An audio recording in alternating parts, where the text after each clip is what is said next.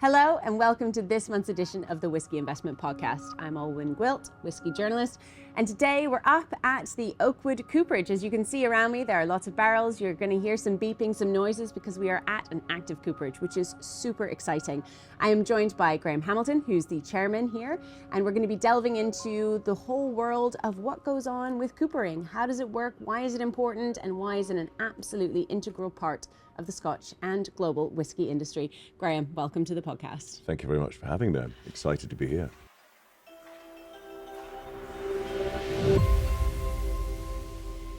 Well, as hopefully our viewers can see, we are really in the heart of it, sat out here in the yard of the cooperage, which is just amazing. Maybe if we start off just by giving a little bit of a background into who you are and how you got into this space. We started the cooperage in 2018. Yeah. I was lucky enough to meet my co-founder, Brent Bowie, who's one of Scotland's most experienced coopers. Yeah. He left school at 14. He has worked for all the independent cooperages. He's worked for Dechar, for William Grant. He understands the distilling process, the maturation process. And we're very lucky to meet each other when he had the idea of setting up a new cooperage. We're the first one to set up, I think, since the 1990s. Yeah. And I helped him put together a business plan, raise some money during 2018, and we took our brave pills and got started in earnest in November 2018. That was originally up in Keith in Murrayshire, where there's plenty of distilleries to get work from. Mm-hmm. And then within a year, we started here in Uddingston. We've grown substantially since then. We employ roughly the same number of people between the two cooperages. Mm-hmm. We have a third one, which is, we do more basic stuff there in Airdrie. But in total, we're now employing about 160 people and servicing the industry from one-man bands and independent bottlers to small distilleries to some of the bigger ones. So quite a huge amount of growth, really. You've gone from one idea correct of having a small cooperage, and then it's really grown. So we're just outside of Glasgow at this site. Why was it that you decided you needed to have one kind of down here in the Central Belt? A lot of our customers, when we spoke to them in the early days, because we're based in the Central Belt, which is where a lot of whiskey is produced, they were saying to us, if you open up in the Central Belt, we'll give you some business. And that's really how it started. And we had a promise of some work from people if we did that. Right. So we did that. We started in the shed behind us in a third of the space, and we've now extended to the entire yard. So we've got several thousand barrels here on site, which are ready for repair and reconditioning. Mm-hmm. So for our listeners out there who maybe don't know that much about coopering or cooperages, obviously this is an absolutely key part of the whole whiskey process. When whiskey is made, it is coming off that still, it needs to get housed in something for that maturation, and as of course, part of the Scotch whisky laws is it needs to go into an oak cask. Now, these casks come from all over the world. Mostly, though, they come from America, from the bourbon industry, and then get sent over here. You get European oak casks from Spain, from across other parts, maybe with sweet wine, things like that. But maybe can you talk a little bit about what is the importance of coopering? Why is it so important to have a new independent cooperage actually set up in Scotland? I think if you listen to any whiskey expert, and I'm certainly not one, they will tell you that 70% of the colour, character and the flavour of whiskey comes from the cask, the other elements being the type of barley, the yeast and the water used. So it is a very important part, and the cask selection is all important. There are, 140 odd distilleries in Scotland. Every master distiller will have their own recipe as to what type of cask they want to use. Yeah. One of the most common questions I'm asked by friends or people who are interested about the business is how many new barrels do we make? And the answer is none. Yeah. We can physically make them, but we don't. Yeah. And that's because whiskey likes to be matured in a cask that's had something else in it previously. Traditionally, and I would say, keeping things simple, probably 80% of Scotch whisky is matured in ex-bourbon casks, and the remainder being sherried casks, port, some wine. And really what we do is we offer a cask management service. And if you think of our business, at the core of it is the repair of barrels. But in between that, we refurbish them. So we'll repair them, we'll de-char them, we'll re-char them, so put them through the same process that happened when they were new. And I think that's becoming increasingly important and a bit more sophisticated as the whiskey business relies on being matured in a solid oak vessel. And therefore, there is, I think, a responsibility to our planet and the oak trees that they last as long as possible. Yeah. And that's part of what we do, is make those casks, try and extend their life. Yeah. So at the Cooperage, what we do is work with our customers with casks that are at different stages in their lives and their process, and manage that and help them keep their inventory as the master distiller wants.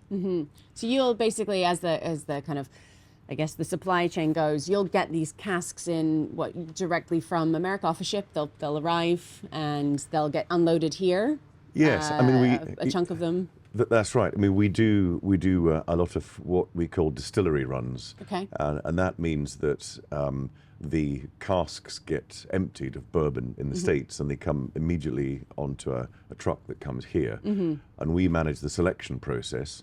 So the carbon footprint is improving because they're not being handled twice there. They get repaired here, and then they get selected to go out to their own distilleries or third-party customers. Yeah. It also means that if there's a problem with that cask, they know who to call.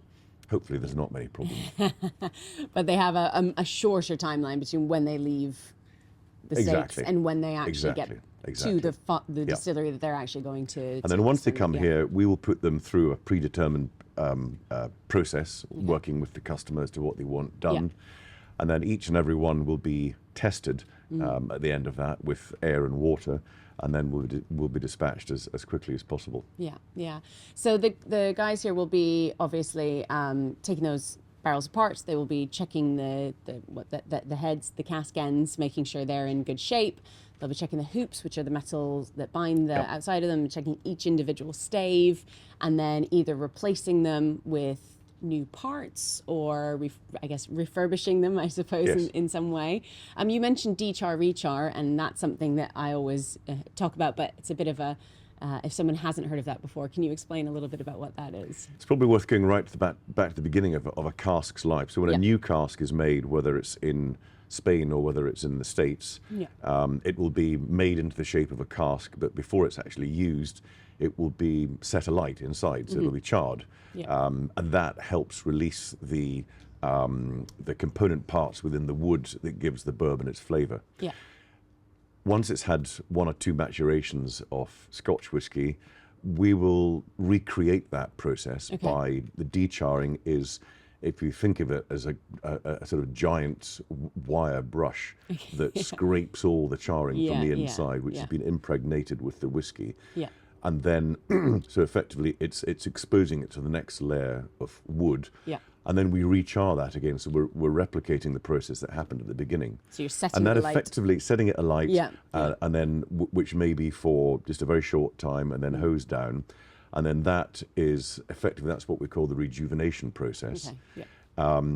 Within that, we are doing various different types of that. So we are using different techniques. For example, a gas burner is traditionally used, but also we're toasting over old cuts of staves, effectively an open fire. Right, okay, and we also use various different types of that refurbishment.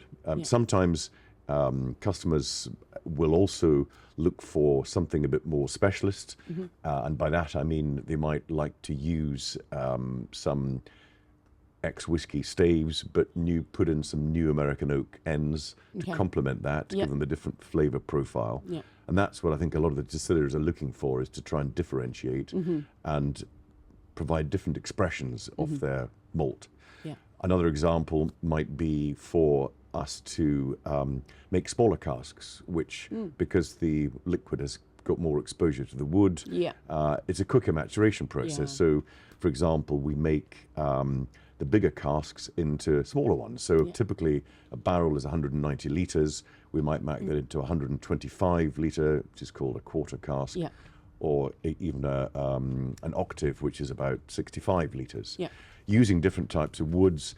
And it's also just working with customers and seeing what the results are, because the impact of the wood is such that although to call it whiskey, it must be matured in a solid oak cask for 3 years and a day.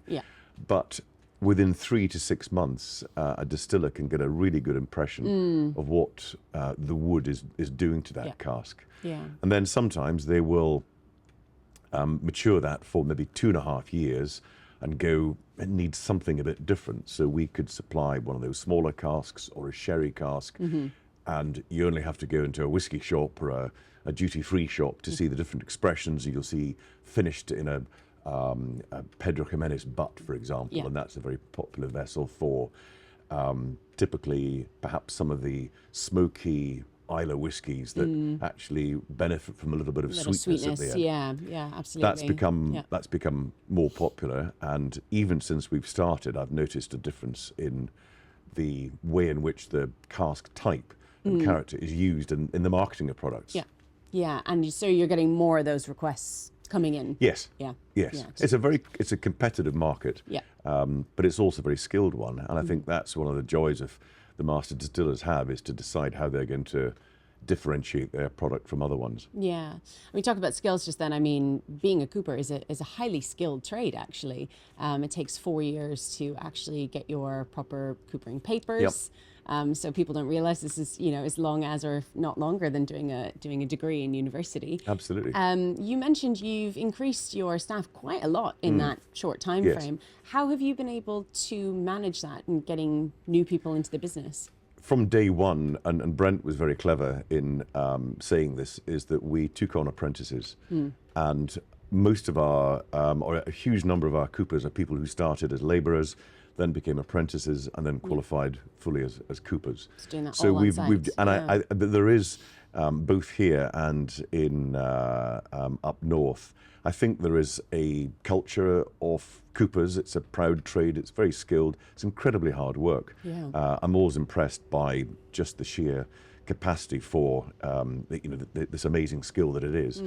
And but we mainly train people. We also have a lot of people who've perhaps gone away from the industry when they've been having families or they've done other jobs, and they've come back later on and to train apprentices or do the very important job of testing the casks. Once they've been through the cooperage. So that's been, we've been lucky, and I think our to a large extent our retention of staff has been very good because we like to look after people. As you say, it's a physically laborious job, so making sure people are taken care of is quite an important part of that. We've seen so many things happening in the whiskey industry in the last year or so, contraction, debate. You are obviously at the heart of where it starts in a big effect, because whilst, yes, the distilleries, of course, have to make that spirit, it then needs to go into this cask for, as you say, at least 3 years and a day. How has that changed? How have these discussions or maybe concerns in the whiskey industry about sales and things like that, have you noticed that impact at all here? Yes. I mean, there has been, it's widely publicised that whiskey sales are down. I think that's as a result of it's been on the rise for many, many years. And as we all know, like so many businesses, it's cyclical. And I think even pre-COVID, I think the business was suggesting that there might be a correction because it was expanding so quickly. It was 6, 7, 8% every year on year. Along came COVID, and there was a huge spike in sales because if you imagine, every bar, restaurant, hotel in the world probably had enough whiskey for several good nights, and along came COVID, and everyone thought, oh, quite fancy having one at home. So there was a huge spike in sales.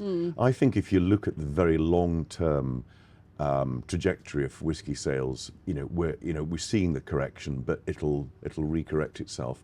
I think that's been a combination of the economy globally. There's been a lot of food inflation. people having less money in their pockets. Yeah. The Ozempic type drugs quell people's appetite for alcohol as well as food. There was a shift, and I believe it's changed now for the younger generation not drinking alcohol at all. But I think that has shifted slightly. So there's other external factors, but I think that from our perspective, what we are seeing is the number of casks that are being traded is reducing. But I think we are seeing a big increase in people looking at trying to make their casks last for longer. Now, partly that's one of economies of scale. When sales are tough, then you're looking to try and save costs everywhere. But also, I think there's the sustainability element that the distillers are trying to make their casks last for longer. So we are seeing, at the moment, compared with 2 years ago, we're doing many more repairs and trading less casks. But that's by adapting slightly, and particularly. Yeah, as you say, sustainability, I think there's so many more distilleries who are, that are really looking at that across all aspects of their production. Yep. What are some of the, a barrel, for instance, as you mentioned, de-char, rechar, there's only so many times you can do that before the wood is too thin and it just can't be used anymore. It's not going to give anything to the spirit. What then happens to the barrel? What can be done with that wood if it's just really is at the end of its life cycle? We try and recycle everything. So quite often you're absolutely right. You've got a barrel that is exhausted, and distillers will know exactly when that is, and it's after it's been rejuvenated, maybe a couple of fills, and that's it. The iron on those, so the hoops will normally be okay. We will try and recycle those, and very often the heads are okay. They haven't had the same exposure, so we will often try and reuse those, depending if they've been palletized in the storage time. We do sell into the what we call the garden furniture market, particularly for tubs, and that's sold there. We also have a biomass system whereby in the winter we use fires that are fueled by the offcuts of the staves. Oh, fantastic. We, particularly up north, we do sell a big chunk into the smokery business. So smoked salmon, actually, like wood chips, using kind of wood whiskey chips there. Yeah. We also try and from the sawdust that's created, we've got a pellet machine that you can use in fires. Yeah. So we try and refurbish things. We try and reuse things, as much as possible. Yeah. In the life. So we have a little bit we sell for firewood of things you can't do it. So we are at a stage of trying to be a bit more accurate the way in which we're measuring our sustainability and the carbon footprint. And that's sort of work in progress at the moment. Yeah. But as you said, I mean, these barrels, they can last for 30 years. I mean, longer than that. Longer than that, 30, 40 years. Yeah. So they do have quite a long life cycle, which is amazing, actually. Yes. Yeah. I mean, we see particularly some of the butts, which is the big ones, 490 litres, which very often start their life maturing sherry. And because they've got thicker staves, they can last for longer. But if you get, if it's perhaps been in a malt that's been matured for 15 years, it can have 4 fills. So we do occasionally see 60, 70, 80-year-old casks. Amazing. I love the fact that these barrels, they go on to have a different life, but there's so much history in all of it, wherever it's coming from. Yep. It's whether the US or as you say, Spain or other countries. Yep. Yeah. How have you didn't, as you say, you didn't have a traditional whiskey background. How has your knowledge and life, and are you just now you're full whiskey? You're just, every day is a school day. Yeah. I'm always learning, and that's one of the fascinating things that I find I'm learning the whole time. But no, my background is in commercial property, but I had been involved in various elements that were helping new distilleries and also looking at bonded warehouse investments. Yeah. And through that, I knew a lot of people in the industry and also knew a lot of people personally. So when we came up with the idea, I was able to have a sort of reality and sense check with people. Yeah. But yes, I now dedicate my time to this, and it's been enormous fun. It's a very collaborative industry, and there's a lot of really good people, and we're very thankful to how loyal people have been and good to support us even in the very early stages. Well, it's actually, it's kind of incredible thinking that you only came online 7 years ago and there's this much demand. So clearly there was a hole in the market for, Yes, there was. for this skill Yeah, and this ability to... there was. Yeah. And I do think that because there wasn't enough capacity, I think we saw that work I talked about that we do here was previously done in the States. Yeah. And I think that we've also been able to help the business be more sustainable because some of the coopering work wasn't able to be done, so people would leave casks in a yard and then you can leave them for so long, but they can't really last forever. They've It got would to almost be be taken more work care at of. the end Exactly. to bring them back. Exactly. Yeah. So Brent was very smart in identifying that and knowing that there was good demand for another cooperage. Yeah. And I think that gave us the confidence. And by speaking to a good cross-section of the whisky community that supported us in that idea. Yeah, amazing. The whisky industry, time will tell. As you say, it is cyclical. It is a long-term business. It is something that's been going on for, well over 250 years. Yep. Where do you see the future of Scotch whisky as we sit here at the moment? What's interesting, if you look around the world, and we do some export work, there's barely a country around the world that doesn't produce whisky. I still think that now and long term, Scotch whisky is seen as the benchmark. It's seen as the iconic home of whisky. And I think what's interesting is that a lot of the good whisky, and there's some amazing whisky being produced around the world, whether it's in India or China or Japan, a lot of them are using the traditional Scottish techniques, particularly the ones that are producing good quality whisky. Yeah. I think there'll always be a place for Scotch. I think we will have cycles as we've seen in the past. And I think that there is a different use for it. I mean, I spent a bit of time in the Far East recently, and good old whiskey and soda, which people imagine went out in colonial times, is being promoted as a really thirst-quenching young drink with a little bit of squeeze of lime in it. Yeah. And it's huge there. The highball is really working there. I think it's working within cocktails here more so, and people are having that. I think also people's education of whiskey, and that's where these sort of podcasts are great, to try and, I always think there's a whiskey there for everyone. Yeah. The problem is so many people have a whiskey which they have of an evening, and it's not a very nice whiskey, and they go the next day, I don't like whiskey very much. And I think that people are recognizing that it's a much more approachable drink. I think it was seen as a bit of an old man's drink in the past,